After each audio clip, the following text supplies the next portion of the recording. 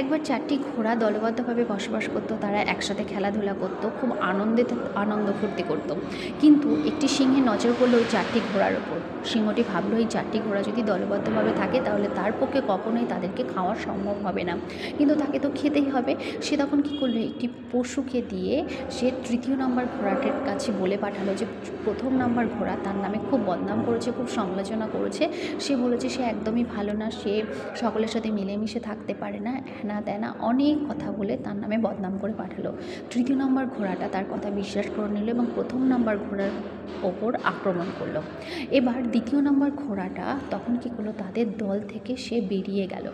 আর 4র্থ নম্বর ঘোড়া তো সে অশান্তির মধ্যে থাকতেই চাইলো না, সে একা একা নিজে ঘুরতে লাগলো।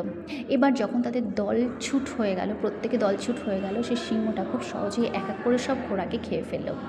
আমাদের জীবনেও কিন্তু তাই, আমরা যখন সকলে দলবদ্ধভাবে থাকি তখন কিন্তু আমাদেরকে কেউ আক্রমণ করতে পারে না, সেটা বন্ধু হোক বা পরিবার হোক। কিন্তু যখনই আমরা দলছুট হয়ে যাই তখন দেখবেন যে কোনো শত্রু খুব সহজেই আমাদেরকে আক্রমণ করতে পারে।